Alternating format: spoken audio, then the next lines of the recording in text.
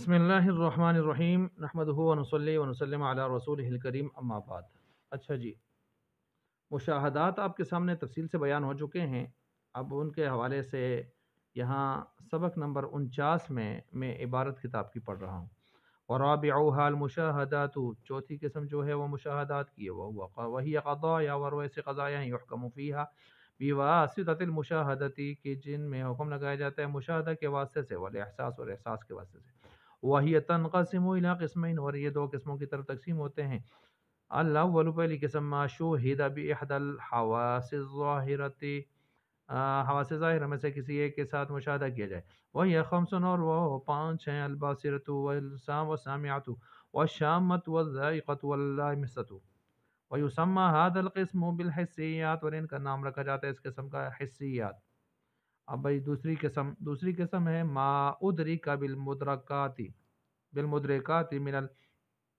المدرکات من الحواس الباطنۃ، جن کا ادراک کیا جاتا ہے حواس باطنہ میں سے مدرکات کے ساتھ۔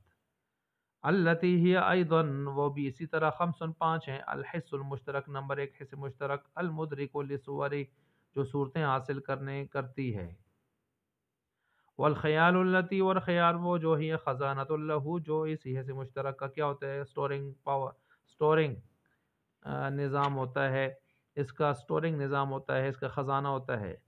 والوہم تیسری قسم ہے وہم، المدرک، جو پاتی ہے، ادراک کرتی ہے، للمعانی شخصیہ والجزئیہ، شخصیہ جزئیہ نہ کہ کلیہ۔ والحافظۃ التی، اور حافظہ وہ ہوتا ہے، یہ خزانۃ للمعانی الجزئیہ، انہی معانی جزئیہ کے لیے خزانہ بن کر آیا ہو، یعنی الماری بن کر آیا ہو، اور ان کے لیے کیا بن کے آیا ہو، سٹور کرنے کی جگہ بن کے۔ والمتصرفۃ، اور پانچویں چیز جو ہے وہ قوت متصرفہ ہے، التی تتصرف فی الصور والمعانی، جو انہی حاصل شدہ صور جو کس سے حاصل ہوئی ہیں، سے مشترک سے، اور معانی شخصیہ جو کس سے حاصل ہوئی، وہم سے، ان میں تصرف کر کے کام کی چیزوں کو چھوڑے، باقیوں کو ڈیلیٹ مارے، بالتحلیل والترکیبی، حل کرنے کے ساتھ، جوڑنے کے ساتھ، کس کو جوڑے کس کو توڑے۔ وَيُسَمَّى هذا القسم بالوجدان، وجدانیات، اور اس قسم کا نام رکھا جاتا ہے وجدانیات، و مدرکات العقل الصرفی، اور محض عقل کے جو مدرکات ہیں، العنی الکلیات، وہ کلیات ہیں، یعنی عقل کلیات کا ادراک کرتی ہے، ٹھیک ہو گیا۔ غیر مندرج فی هذا القسم، وہ اس قسم کے اندر داخل نہیں ہے۔